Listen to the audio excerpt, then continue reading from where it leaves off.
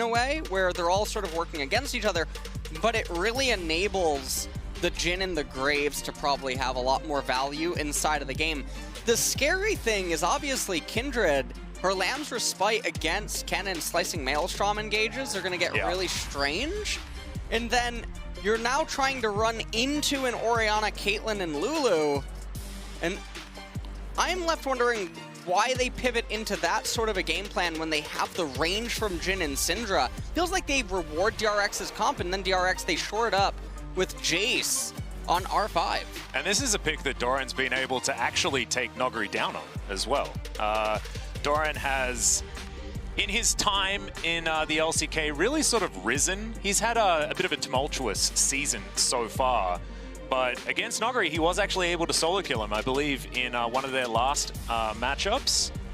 And Doran's certainly come into his own, and it is on picks like the Jace that they like to flex between Chovy and Doran. So this could be a pretty good start for DRX, a team that does actually really like red side as well. So if they're able to win this game, they will break that 24 winning streak that DAMWON has. But the thing that I'm looking at is going to be in the early game to see whether DRX are going to continue their extraordinarily aggressive playstyle in the very beginnings of the game, because that's where they've found their advantages, where DAMWON hasn't necessarily been able to. Yeah. And I think that DRX this time around, they have the late game insurance on their side in some ways, and that can definitely prove to be quite valuable for them, because oftentimes DRX, they get into these spots where they have to win very early, where there's no coming back. Yeah, it's they build just lane kingdoms, and they don't really know how all of the puzzle pieces fit together. They're just the really cool puzzle pieces that they found in a selection of a whole bunch of different puzzles. That analogy wasn't super fantastic, but I do want to bring this conversation over to Deft. He's back on the Caitlyn again. I think he has the highest CS per minute numbers as far as in a singular game. I think he got to 335 CS in a game that they won in 30 minutes time, and so that's just a little bit over 11 CS per minute. Was also, as far as all of those stats, the shortest game to achieve that kind of CS per minute number as well, because of course as a game goes on, it's much easier to get higher numbers there because you're able to farm 3 lanes, things like that. And for 30 minutes, that's a pretty insane stat line, and Deft is what this team's going to be revolving around, right? Like, Deft has had some rough times, you know, he's had some of his back issues, things like that. He's also had some doubts. That Draven game really shook him. And I think if you go and watch the interview, I believe Ashley Kang did one of those. And Deft was extraordinarily hard on himself, but he came out of that game and then pulverized his opposition. So very excited to see whether Deft is going to be able to step up here against a player that he's been very, very outspoken about playing against, right? He's spoken about going against Ghost, and he's like, I'm never going to lose against this guy. And then they got 3-0'd in the final. So that's tough. Well, I think that one of the things that we have to look here for Deft is which one does he end up showing up? Like you were mentioning, he can have some pretty inconsistent games, and I think when a lot of people think of Deft, they think of a world-class elite-level player that has been at the very, very top for so many years. But if you're an LCK fan and you've been watching Deft this year, sometimes he has very, very shaky games that don't look like the Deft that we've come to know. And this game on Caitlyn, it's going to be really important that he does show up the way that people can expect him to. Yeah, and this is one of his signature picks as well. I mean, Deft has always been one of those Caitlyn Lane Kingdom type players. I think if you're thinking historically about Deft, it's his Jinx with his extraordinary win rate that he's held on to for many, many years. But his Caitlyn, as far as consistency, has always been very good. So we'll just have to see whether DAMWON can do anything about it. Looking over their side, definitely a lot of comfort.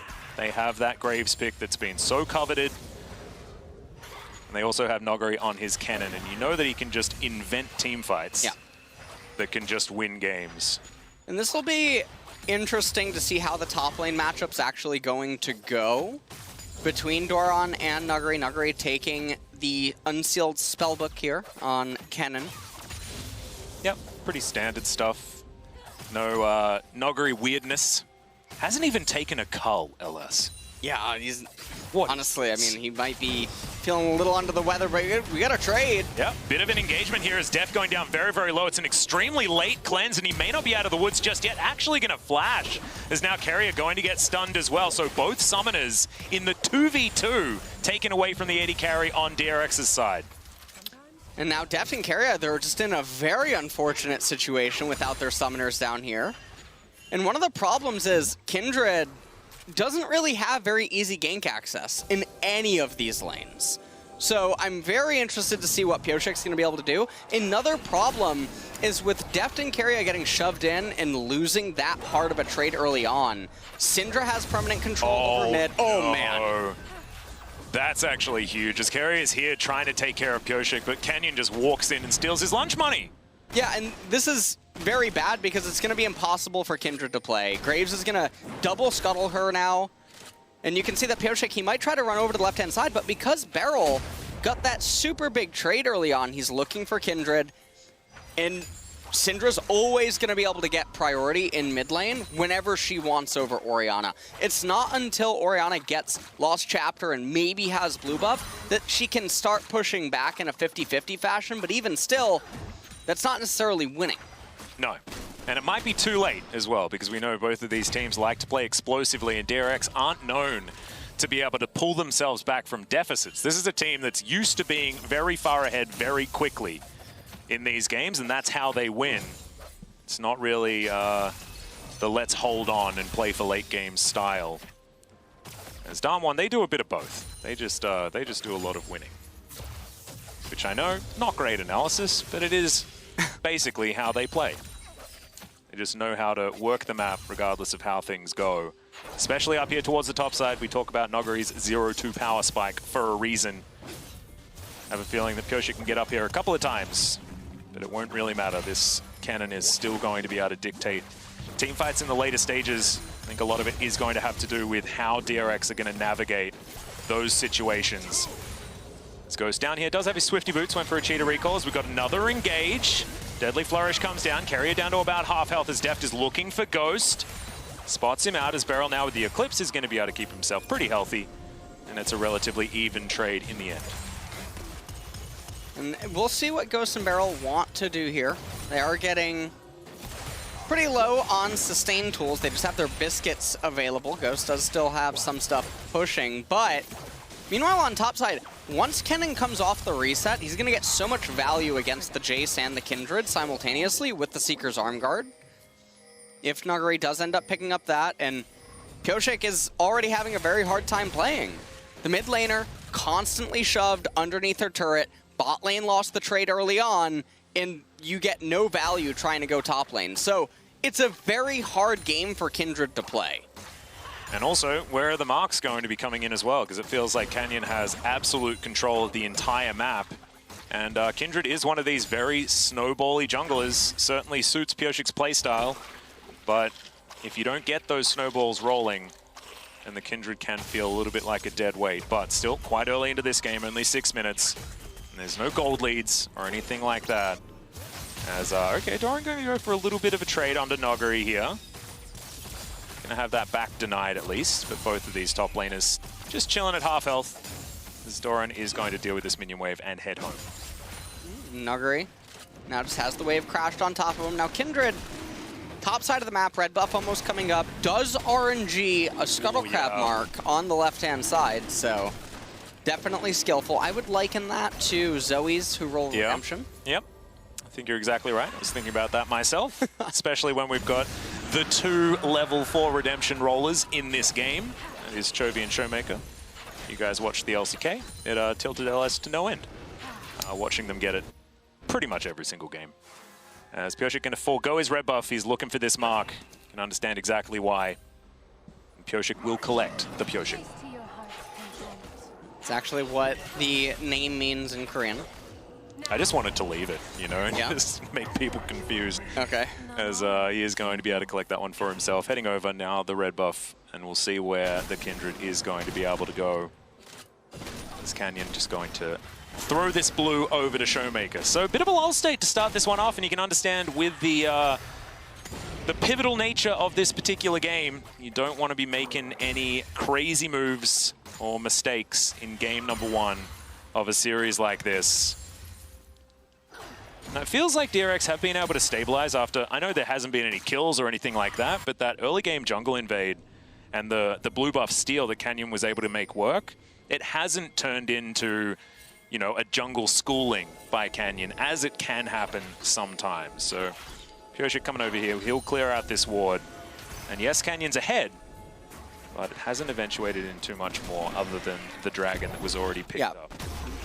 And, I mean, we see very little going on inside of this game. It seems like both parties are just very content to allow the game to unfold. Now, DRX, they've rotated here for the Rift Herald. This is my favorite thing in the world. Yeah, we've got a River Ramp. This is a 5v5. Doran's going to loop around Noggery.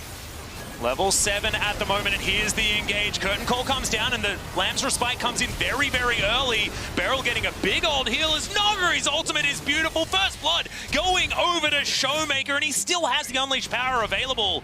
As Pureshik very, very low, and that's the Flash Zenith Blade. Beryl has come to play today as Deft gets to the safety of his turret, but you can't say that about Doran and Pureshik. The first 2 kills go over to DAMWON. And DAMWON now, with that kind of a victory, they also have the Rift Herald captured for themselves, so that's probably going to be planted, I would assume, in mid lane in order to just start getting damage done to Orianna's turret, because she's so good at defending it from damage. So typically you want the Rift Heralds in order to perforate that. But this kind of a win for them, it really stunts DRX now inside of the game. 2 minutes until the Cloud Dragon. We assume that DAMWON's going to be in control of getting that, and it's going to bring us 10 minutes away from a soul point. And things get really scary because we're going to have a good soul this game. We see how this all starts off. Showmaker is forced to flash over the wall. Deadly Flourish almost landed onto him. Now DRX, they're the ones that are behind in lanes right now and could scale better, but they rotated over to the Rift Herald, but their champions are a lot worse at this point in the game in terms of just base value. Lamb's Respite came out very early on, but then Nuggery just waits it out and then goes in with Slicing Maelstrom. Beryl with the Flash Zenith Blade gets on top of him, and you're just left wondering, why did DRX handshake it? Well, they thought that they had a bit of an advantage, but they absolutely did not. I think the layering of CC was absolutely fantastic, and I think the way that they used Pureshik's ultimate against him, like you mentioned earlier, really, really good. So now, DRX trying to work from behind, and we've mentioned that that is not something that they have been super good at so far this season. Do have a few extra tools. There's now Deft looking for some damage onto Beryl. He's going to press his W, he'll be fine. And Deadly Flourish comes down. Ghost has just been very, very good at the Jhin so far this tournament, making sure that Deft isn't going to run away with any CS advantages. And you can see it's actually Ghost in the lead in this game as Pureshik thinking about wrapping around, but Canyon's going to turn up. Throws down his control ward, and Pureshik is going to slink away. I think this might mean a Rift Herald for the top side of the map, LS, as Doran is going to get Noggery out of there. Turret gets a bit mad. That was really close. All right, Solar Flare in the mid lane. That's the flash from Chovy, but it's a little bit late. Still, Shockwave is going to be traded forward. Chovy's going to avoid dying to anything that Showmaker's going to throw out. So, mid lane going to be okay for the minute, and Canyon actually holds on to the Rift Herald, decides that he wants to help Showmaker, and is going to put this one down now. He's carrying Pureshik in the area. A little bit surprising what's going on here. Ooh, a little bit of a whoopsie daisy. Yeah. In top lane there. Dance of Arrows was absolutely fantastic out of Pureshik, avoiding the scat of the week as the Rift Herald is denied. That is huge for DRX. And DRX, I mean, they managed to just have so many members in close proximity. So Canyon, a little bit of a blunder there with the Rift Herald, and honestly a very big break for DRX at this point in the game. Teleport coming out of Showmaker, just wants to make sure that he's there, already has the Luden's Echo. And I think this really just emphasizes how far behind Chovy is right now. Not in terms of CS, but just in game state. He still has yet to go back and actually complete any sort of an item. He does have those Merc Treads, but it doesn't really mean anything when nothing's going to be happening in the middle stages of the game. Not going to get insane value out of it. And it's going to be Infernal Dragon coming up next. Infernal Soul for our very first game of the knockout stage. That is the way you want to start it off, in my personal opinion. As Showmaker shoves another wave towards Chovy, who's going to turn back up. And he'll collect this one for himself. So Chovy farming very well, like you were talking about, but like you say, that first blood helping Showmaker out as far as getting that advantage. And DAMWON with a lot of control around this map, as Canyon is going to lose the Rift Scuttler. As Doran comes through with an empowered Shock Blast. That is a bit of value. As you can see, gold advantage, not necessarily gigantic for DAMWON, but it is still over 1,000 as we crest the 13-minute mark. And right now, it feels like DRX, they're just continuing to wait for things. The Sanguine Blade on Jace up in top lane is very surprising to me, because I feel like their idea of what Doran's going to be doing in this game is going to be very different than what's going to be forced by DAMWON, which is just the inevitable team fighting around Soul. Yeah, right. And so the Sanguine Blade strikes me a little bit peculiar because the laning phase is almost over. And this item's not going to have as much value as the other traditional lethality items as this game begins to open up. And everywhere else, things are fine. Maybe he's going to be on ghost hunting duty. Maybe he's a Ghostbuster, you know? So if the Curtain Call comes out, the Sanguine Blade's still going to be useful because he's going to find Ghost on his own or something like that. I'm not entirely sure. All right. Maybe Ghost is going to be in the right position for that item to work. But probably not. Well, it is Halloween. Yeah. You know, yeah. So Halloween soon, yeah. Alice. We might have to sing the song if it's going to continue being an item that's going to be purchased as Beryl. Up here towards the top side. And they really want to try and kill Doran. Doran has fallen once already, but that was in that team fight from before. Hasn't been dove just yet as Canyon comes on through, but Keria in position, and Deft is rotating around as well. Turret plates, not too many of them to actually go down on either side. As the heal actually comes in, they're looking to try and take down Doran, but that's the wild growth as Doran stays in the fight and takes down Noggery. Now Beryl trying to get out of there as the collateral damage not quite enough. This is why you press your potion button, ladies and gentlemen, as Doran keeps himself alive. That's why you have the Sanguine Blade too for the lifesteal. Oh, there we go. There you go. Ah. Yeah. Don't we look like fools? Egg all over our face. Well, DRX with Keria just being there ready in position, get themselves yet another good break so far inside of this game, and now they're still only down 500 gold. Keeping themselves in it as this game goes on, but if team fights are going to continue like the one that we saw earlier, still going to be dicey for DRX, but that exchange towards the top side, and actually if Doran's going to be going for this build, getting him as far ahead as possible is going to be extremely valuable. As DRX are going to lose another Rift Herald, surely in the hands of DAMWON right now. And Canyon might be able to make this one work. Second time's the charm. We can just see how healthy that mid-tier 1 turret is, and this is just a byproduct of how good Orianna is at keeping her turret alive. Wave clearing endlessly. Yep. Has the Archangels. But take a look at this replay. So the exhaust onto the cannon was there. And how clutch was it for Keria to just be in the exact spot that he was while this was going on, and Doran just barely living. The casual 13 health walk away. Not bad at all. Keria just trying to bother Beryl a little bit as he puts down ward after ward. Control ward still going in here, making sure that they can keep Deft as safe as possible. Ghost pushing in yet another minion wave. Canyon turns up. That's the Hex Flash from Beryl. Doesn't look for a Zenith Blade onto Keria, who skippies away. And this is going to be first turret going over to DAMWON at 16.5 minutes. I believe this is going to be a continuation of DAMWON's 100% first turret rate so far here at Worlds. Shows how much early control that they've had throughout these games. Doran down towards the bottom side, wanting to try and do something to this turret, but it is extraordinarily healthy. The bottom lane, I feel, has just been absent for a lot of this game. Yeah. Not a whole lot has been going on. It definitely feels like an LCK game. Yeah. We got 3 kills here, 17 minutes. That's what we like to see. Absolutely, I'm feeling well at home. I mean, we are at Lol Park, of course, as you guys did see in the picture-in-picture at the very beginning of the game. However, it's nice to have it affirmed that this is definitely LCK versus LCK. Even if these are some of our most aggressive teams that we have, just shows that this game means a lot. And no one wants to give anyone an edge, as now the first Infernal going to be started off by DRX as Deft is going to shoot it. Noggery teleports in. This will be another 5v5. We'll see how DRX are going to be able to go this time around. There's Chovy off to the side, Beryl looking for a flank, and Noguri as well, wrapping around. Pyosik going to be able to take the Infernal Drake, and DRX just looking to try and get out of there. The flash out. Doran is just going to make sure that DRX can get out scot-free.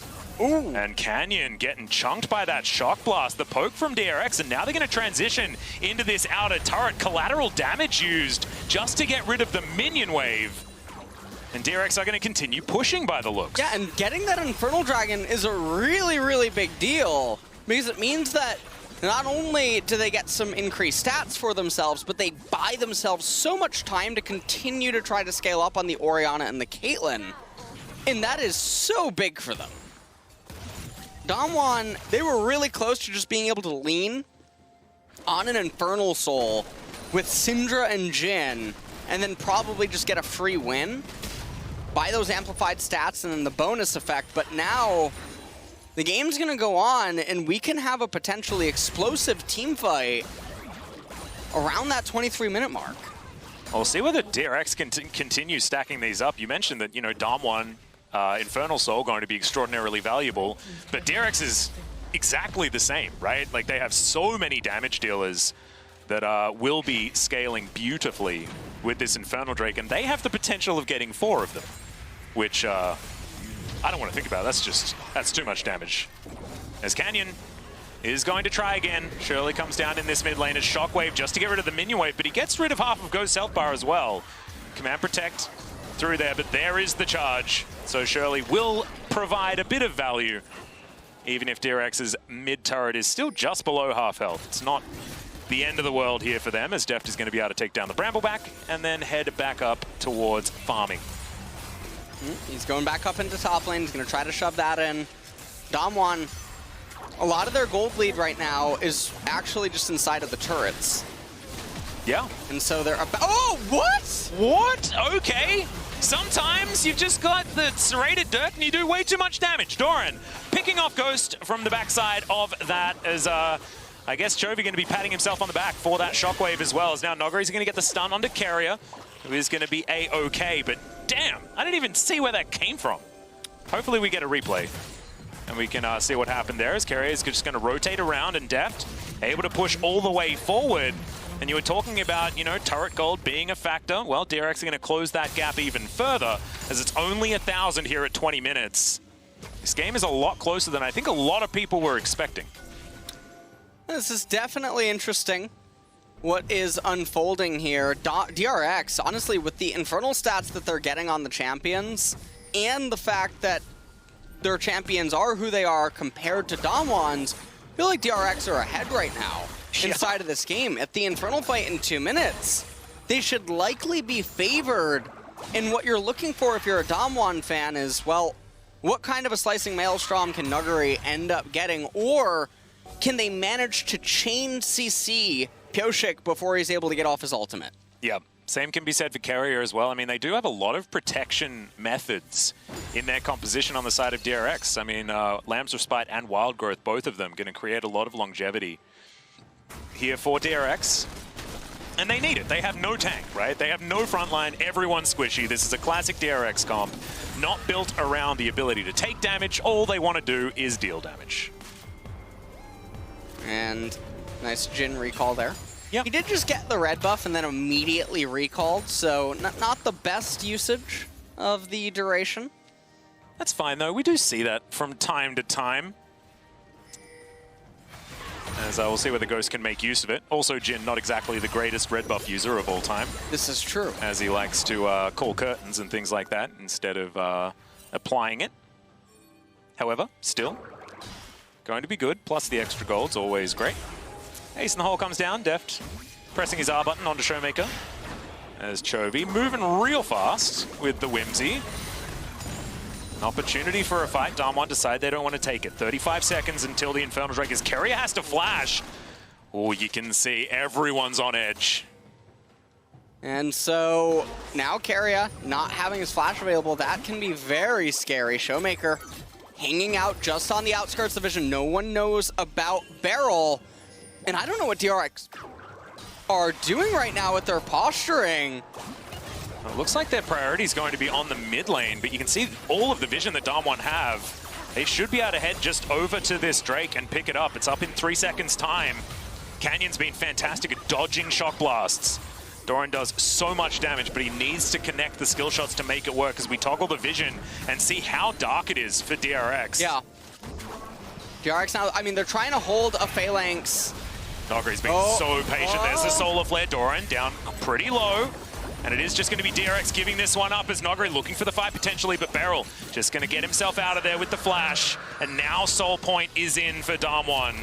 Really good control of the area. That shock blast is going to land Ace in the hole as well. Scatter the Weak is big, and that's going to get the Lamb's Respite out of the Kindred. Curtain Call coming forward. Do have a bit of vision as now Chovy. Fancy Feet comes through, and his DDR skills are going to be enough.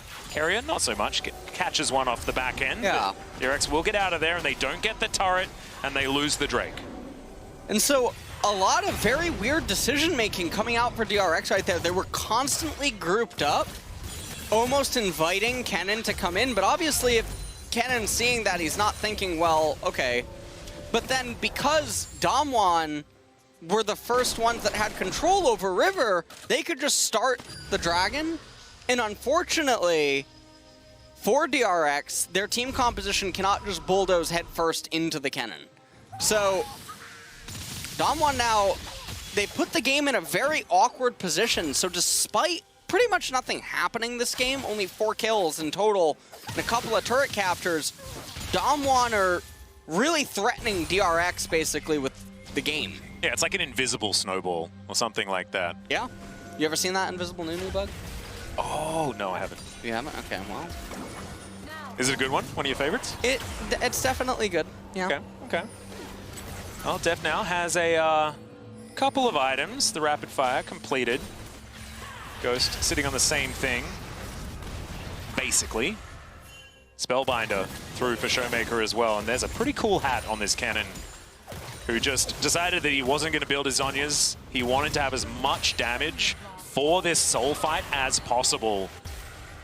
And that hat is going to mean that any sort of cannon flank is going to be basically impossible to deal with. There's a Zenith Blade, and they've caught out Doran, but uses the Blast Cone, gets himself to relative safety. Now regroups with his team, but the Jace not going to be team fighting in melee range against anyone with that kind of health bar. Throws out his Shock Blast onto Showmaker. Good stun onto Deft, and collateral damage takes him to 200 health. Deft needs a reset. Still 2.5 minutes on the Dragon, so not going to lose too much here on the side of DRX, but DAMWON just showing them that they can do some poking too.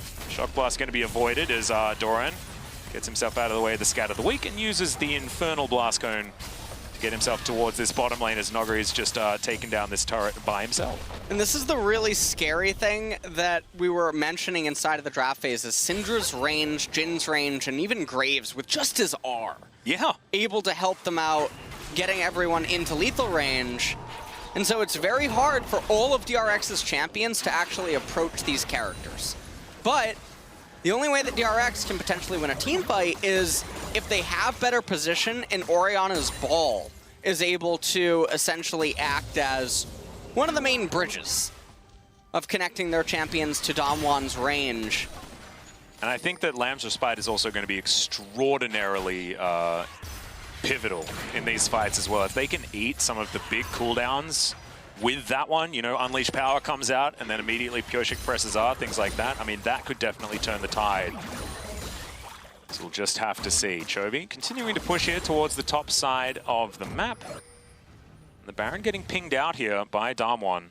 DAMWON's still with the lead, and they still have Soul Point. So control is definitely there for them, but it by no means feels over for DRX just yet. Extra crit cloak here for Deft, who's building towards his Stormrazor. He's still leveling up. Deadly Flourish, pretty nice there. Grabs just the edge onto Deft. Well, under a minute. Yeah, 1 minute until that ends up coming up.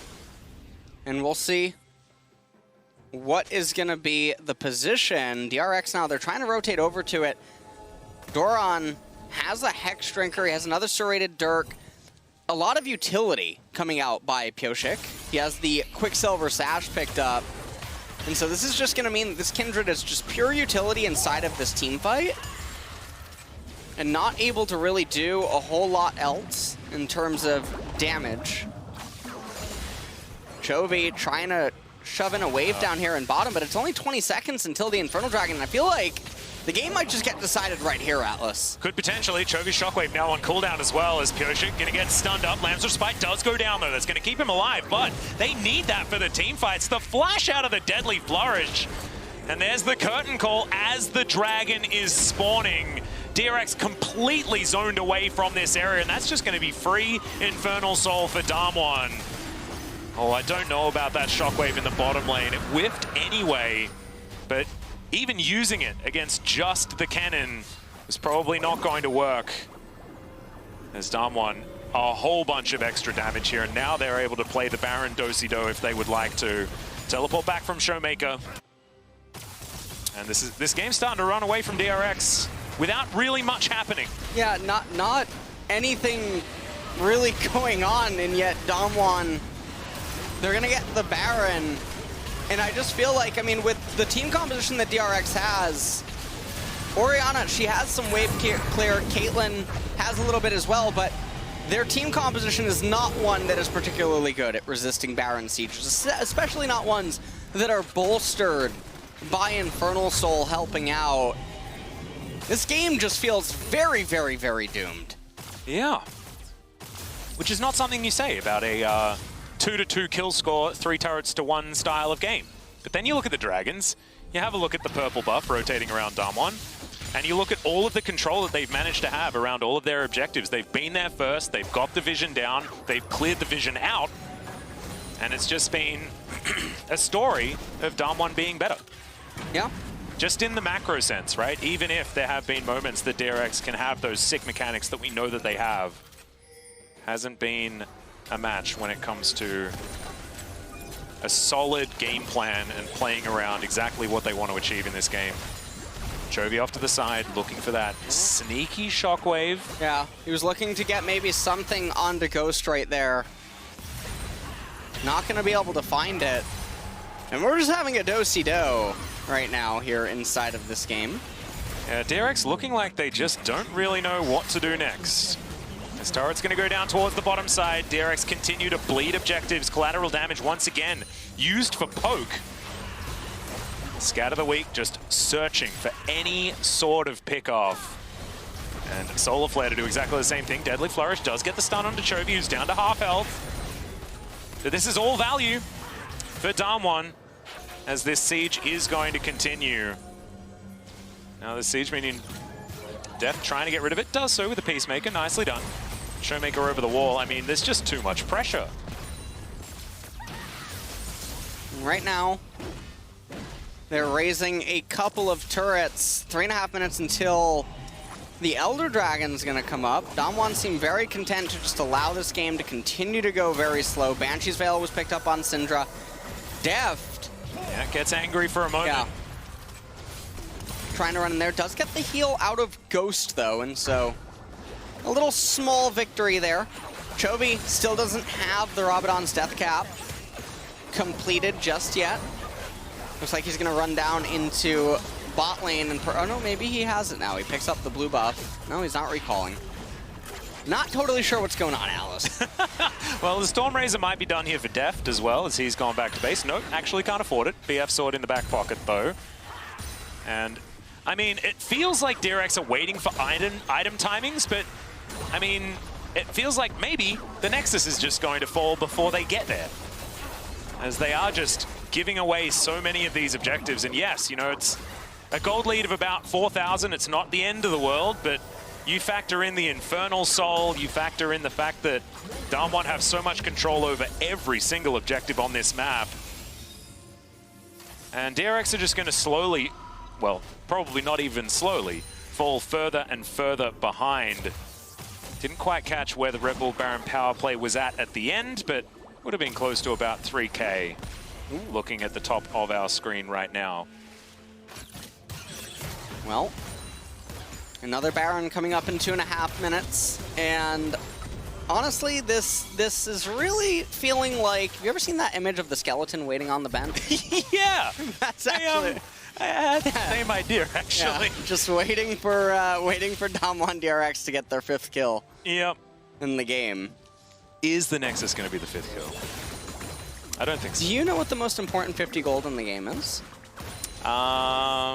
Is it the Nexus? It's Tibbers. Ah, okay, that's what I thought. Thanks for asking.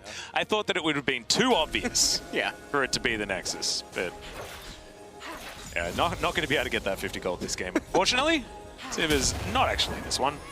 Let's see whether we get any surprise anti-picks as the game, as the tournament continues.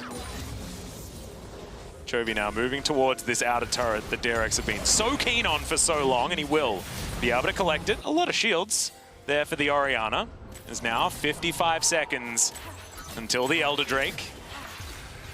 It's Pioshik standing on some traps. DRX have set up for an objective, LS. Yeah, and we look at the levels on everyone. Graves is up 1 level, Showmaker, even with Chovy. Deft down 1. Oh, hold on. Noguri looking for it. He's biding his time, waiting for the opportune moment. Pioshik gets popped. He had the Lamb's Respite, but unfortunately he's not going to be able to use it from the Death Chamber. And now DRX don't have a jungler, and there is an Elder Drake coming up in 20 seconds time. That was an error. That was a kill, actually. Oh, sorry, yes. Yeah. Yes, that's what it is. Yeah. Just want to let you know that. Thank you. I'm trying to make sure that I stay on top of it. As the Elder Drake does come down. Whoa. DRX in a really awkward position. Looks Teleport like DRX, back from Doran. Yeah, they're deciding that it's now or never for them.